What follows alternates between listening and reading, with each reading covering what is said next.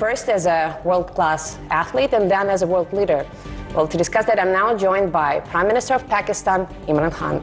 Prime Minister, it's great to see you, great to talk to you. Thank you very much for your time. My pleasure. Now, I began with this somewhat verbose introduction, first because I know of your interest in Sufism, and more importantly because I think your whole life in politics and before that is a very colorful and I think very authentic illustration of following your heart's desires, which was very central to Rumi's teachings and the teachings of other mystics. You're going to turn 70 this year. What keeps you powered? Well, let me say one thing. When a human is born, within him, he's trying to look for God. And this is a constant journey towards God.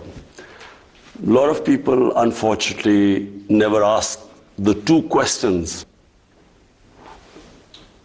They never ask themselves, what is the purpose of existence? And what happens to me after I die?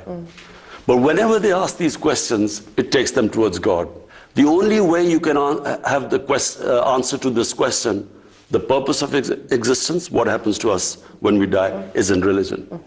And all religions answer that question. Science doesn't.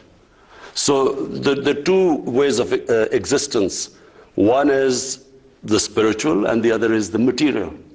And for me, if you are on the spiritual road, then you will always be looking for how you can face your God after you die, that you have fulfilled your responsibility as a human being. And our responsibility as a human being is, the more God gives us, the more responsibility we have to lift, to help other human beings. Well, let's talk about this practical aspect of our lives, helping other human beings and the state of the world, which they're around the world about where it's moving, many apocalyptic projections.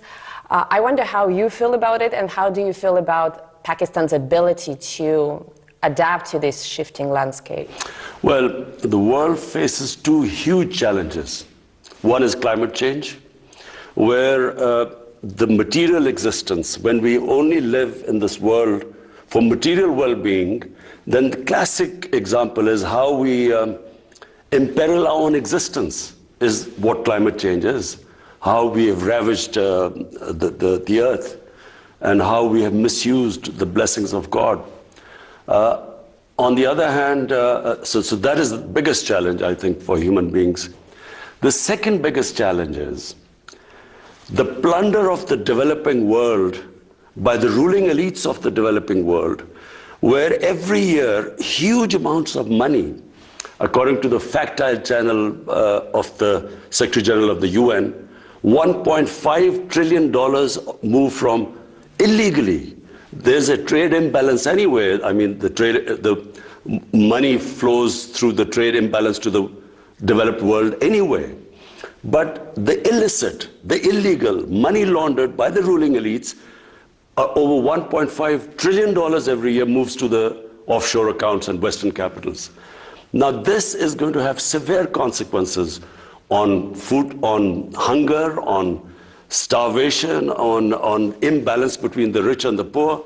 And so I don't think enough attention is being paid to the second one, because the richer countries benefit from it, because they have this capital inflow, so they don't care.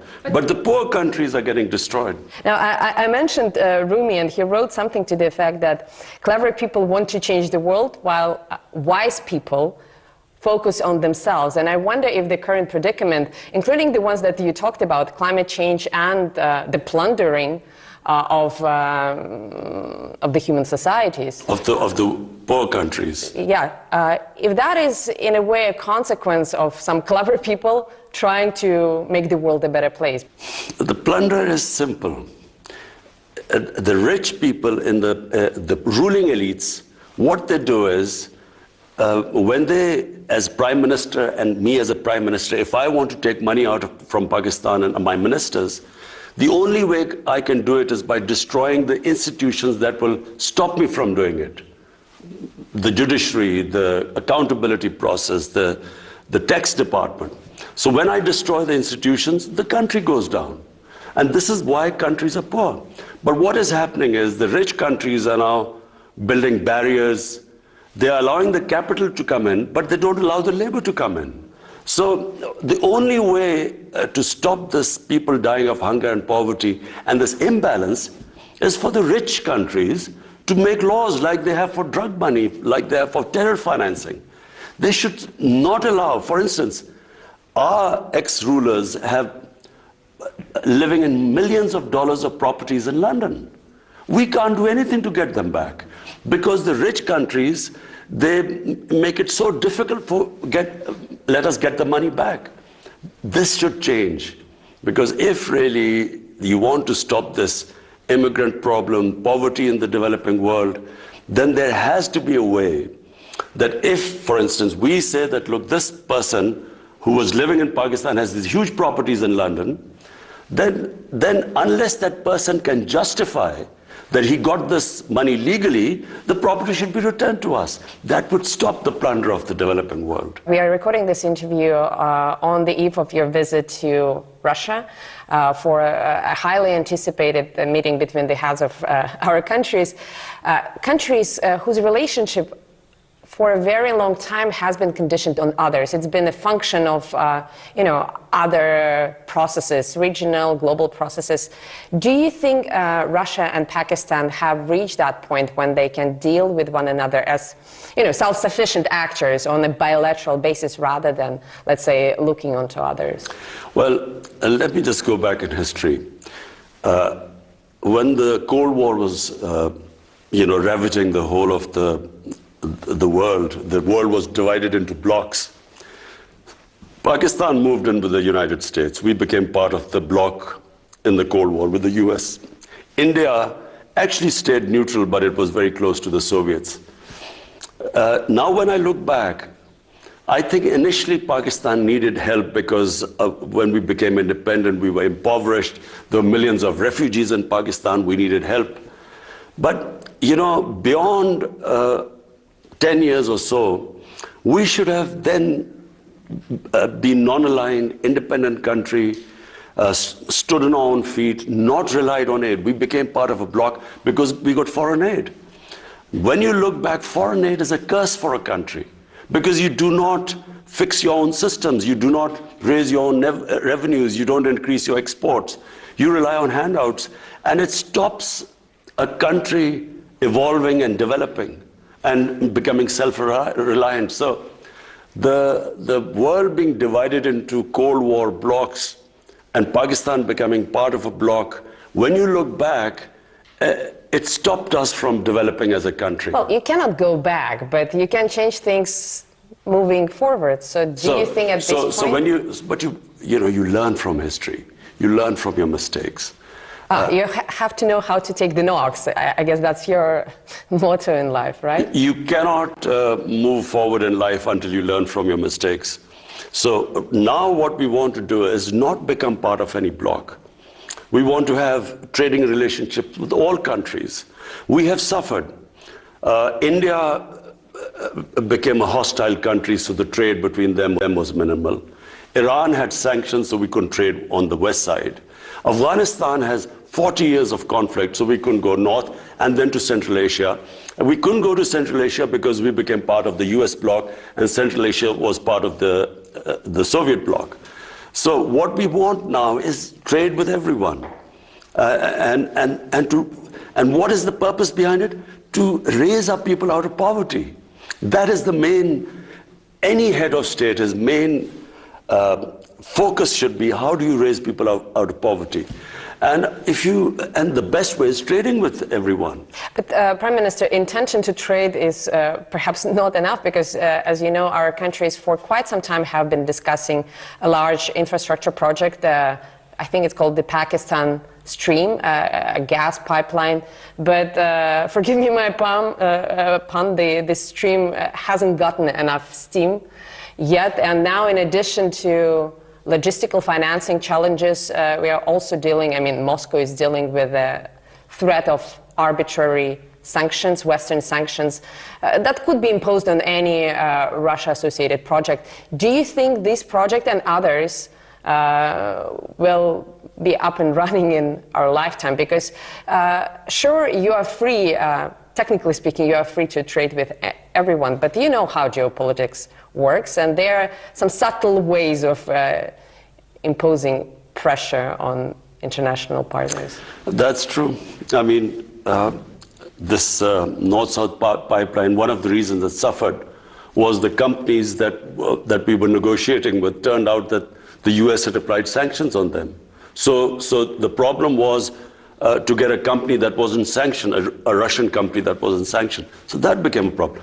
With Iran, we are gas deficient right now. We could just get a gas pipeline from Iran, but Iran is sanctioned. So I mean, I have to say that the developing world really wishes that there is not another Cold War. Because, you know, how do we go ahead? Our purpose is not that we become part of any bloc. My main purpose is we have almost half our population which is above the bottom 50%, half is above poverty line and half is below. But if there's like this commodity super cycle when commodity prices have gone up, or if there's a shock like the COVID-19, then they start going below the poverty line. So the last thing we want is the world divided into blocs, sanctions, and I'm hoping that this Ukraine crisis is resolved peacefully. Mm-hmm. If we read reports in the Western media, there's an imminent war between Russia and Ukraine on the cards, and clearly Western countries take a very oppositional, I would even say inimical view to Russia. For a shrewd politician like yourself, don't you think that it's perhaps too precarious of a time to expand Pakistan's geopolitical horizons? Well, firstly, this doesn't concern us. I mean, you know, we have a bilateral relationship with Russia, and we really want to strengthen it. You know, as I said, regions develop. It's not countries don't develop in isolation. It's because a whole region goes up. Like we saw the European Union. I mean, I was in university in England when the European Union came into being, and then the whole area standard of living went up. So we want to sort of really, we hope that, you know, sanctions are lifted on Iran so that, you know, we're short of gas here. And, you know, with Iran, it's the cheapest gas we can get. And similarly, we hope that India one day, I mean, Indian leadership, I wish they would concentrate on raising people out of poverty in India rather than proving to the world that the Hindus are the most superior race. I mean, their leadership, how can a leadership not worry about having the highest poverty in the world is in the Indian subcontinent? How could they not worry about it rather than trying to prove to the world that the Hindus are superior? Well, but Prime Minister, on the other hand, many nations go through such period. I mean, it could be more or less painful historically, but you know, the spell of nationalism has affected many countries historically. Now, you mentioned that you don't want to play camp politics anymore. You want to be a bridge. And this is a very admirable goal, also a very beautiful metaphor. I think Turkey or even Ukraine framed their foreign policy in such terms a few years back, but they were disappointed. What makes you believe that Pakistan can actually pull it off, being this bridge, let's say in Eurasia, when so many other countries attempted it and failed? Well, firstly, let me just say one thing. As a student of history, I do not believe that military conflicts solve problems. If you look back, I mean, look at the conflict since 9/11. I mean, if a third party dispassionately did a proper analysis of so many people killed, what was achieved at the end? What happened in Afghanistan? 20 years of, God knows, hundreds and thousands of people dying. What was the achievement? So therefore, I'm not a believer in military conflicts. I believe that civilized societies resolve the difference through dialogues. And the countries that rely on military conflict have not studied history properly.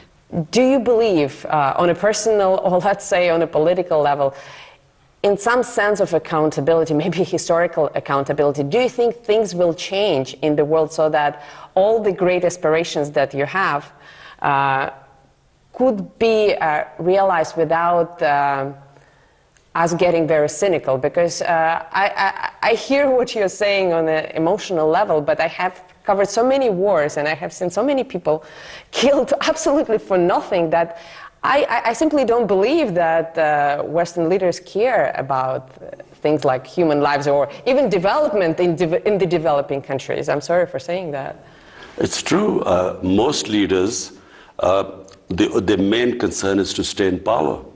So if to stay in power, you know, there's what they call as a good war, they won't mind loss of human lives. Oh, it's a collateral damage. It's not people. It's collateral exactly. damage. I mean, you know, as someone who looks upon the world from a spiritual point of view, I think it is insane to have a conflict with the idea of people dying and thinking that you will get more popular because of that. For instance, take this Ukraine conflict. I mean, for the life of mine, I cannot really believe that there is any chance, there's any possibility of a conflict. Because the consequences, forget about what will happen to the combatants.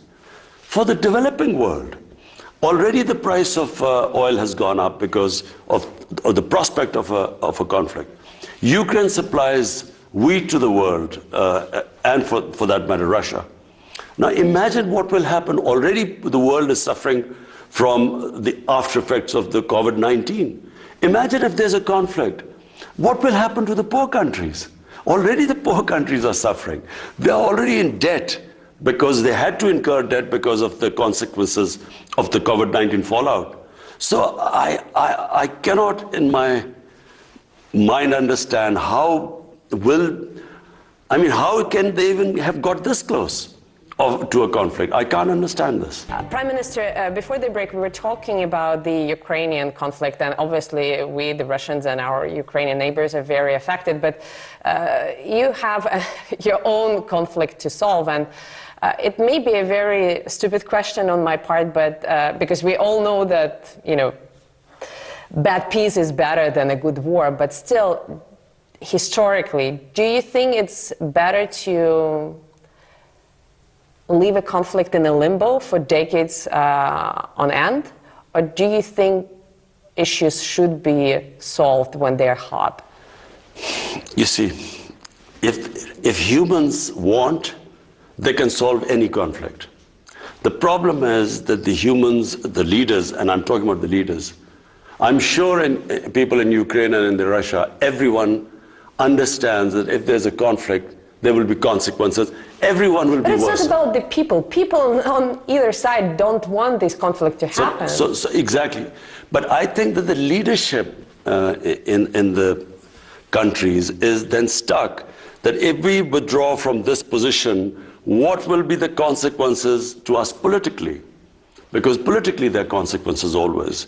And I think it takes very powerful, great leaders who rise above this and who think about the effects on the human beings. I do want to ask you about great leadership, but very quickly, I know that you have tried to deal with your mutual grievances with India over Kashmir, and I'm sure you're not satisfied with the results of those efforts. Are you going to leave that issue to your successors, or are you still hoping to try something new? You know, when my party came into power in 2018, first thing I did was to reach out to India. And I told them, you know, our only issue is Kashmir. Let's sit down on the table and resolve it. Let's have a roadmap. But I didn't realize, you know, and remember, I'm the one who knows India better than anyone because of course, cricket is a passion, you know, in the subcontinent. And because of, you know, me being captain of cricket here and sort of playing over 10 years against India, I know India better than most people. So I immediately reached out. But then I discovered, to my horror, that this is not the India I used to know, because it's been taken over by this mad ideology. It's a racist ideology which was inspired by the Nazis. The founding fathers were inspired by the Nazis. You can Google on your phone and you can, the founding fathers praised the Nazis, racial superiority. And you see, there's a negative nationalism, there's a positive nationalism. You must distinguish between the two. I can inspire my people by saying, look, you were a great nation, let's now get back again. But if I say you were a great nation, but because of these other human communities, you could not reach the top, so shift the hatred towards them, there is always bloodshed. Prime Minister, I'm sure your counterpart in New Delhi would disagree, but if Prime Minister Modi wants to share his own views, we would be more than happy to travel to New Delhi and interview him on that. Listen, I would love to debate with Narendra Modi on TV. That would I would be love great. to talk. But you know, before we organize this debate, and by the way, RT would be happy to moderate it, me personally, but it would be so good for over 1 billion people on the subcontinent if we can resolve our differences through a debate rather than through... That would be amazing. But let me ask specifically about Pakistan, because this year marks the 75th anniversary of your country coming into being, and the figure of Muhammad Ali Jinnah still looms large with his philosophy of marrying modernity with traditional grassroots culture. And I think it's not only in Pakistan, but I see this philosophy coming to prominence all around the world, even in Russia. I think Vladimir Putin subscribes to a similar brand of enlightened conservatism. When you see progressive things around the world, you benefit from them, but you stay true to your sort of your inner core, your collective soul. Mm-hmm. Why do you think it's becoming so popular around the world? Why is it so appealing? Because whenever you try and superimpose another culture on a nation, it doesn't work. You know, colonialism, what did it do? What the colonialists created was a thin lot of people who imitated the colonialists, who in Pakistan would be called the westernized elite. But there was a big gap between them and the rest of the population. So nations evolve organically. They borrow from all over the world, but they are rooted in their own culture and history. If you cut that off, I mean, it has severe consequences all over the world. When you cut off a country from its roots, a nation, and try and ape another culture, they become neither one thing or the other. In Urdu, we say neither teeter or a bater, neither quail or a partridge. What has happened after colonialism is that you have a tiny set of elite which pretends that they're Western, and the gap between them and the rest becomes wider and wider. It's what happened in Iran. The Iranian Revolution was that the elite of the Shah of Iran became cut off from the mass of the population. So there was a huge reaction against it. In Pakistan, what we are trying to do is to obviously learn from all advanced societies, and right now, the nation we can learn most from is China, because if my main emphasis is to raise people out of poverty, no human society has achieved what China has done. So therefore, we learn from everyone, but we should be rooted in our own culture, history, religion. China played a subtle but I think very significant role in facilitating Russian-Pakistani exchanges, and I know that recently while visiting Beijing you suggested that Islamabad can act as a mediator between Beijing and Washington. What makes you believe, I'm sorry for being blunt, but what makes you believe that mediation is even possible? Because as far as I understand the American psyche, they are not after understanding, they are not after negotiating on the level playing field, they are after preserving dominance. Would China agree to that? But look, the America I know is very diverse. Any country, for instance, what is happening in India is not what Indians are like. This is not the India of Nehru and Gandhi. This is the India of Narendra Modi. A tiny, highly organized elite has taken over India, just like the Nazis took over Germany. So, you know, at a given point, there is this extreme nationalism which has been released in the US, and they want this dominance. But surely there are sensible voices in the US saying that conflict is where you are heading. Conflict, Cold War is not the way. There is another way. where it could be win and win for everyone. And I certainly believe that the cooperation between China and the United States, and even for that matter Russia, will benefit mankind much more than a conflict. I wish I had more time. I have many more questions, but let me ask the final one. And it's a bit cheesy, but I ask it sincerely because you've reached the pinnacle of your sporting career by giving your country its first and only victory in the Cricket World Cup. How do you hope to be remembered? What do you want to give to your people as the Prime Minister? That's a simple answer. I would love to emulate China in terms of bringing people out of poverty. Two things I want. One thing is if I can bring people out of poverty, but related to that is rule of law. Human societies are defined by two great things: rule of law and a welfare society. A society that is humane and just and looks after its people who are not so privileged, who are poor. And so that's how I want to be remembered. If I can bring rule of law in Pakistan and raise our people out of poverty on the lines what China has done, I would be able to meet my maker with confidence. Well, Prime Minister, it's been a great pleasure talking to you. I hope your team receives as much hospitality as we've benefited from here.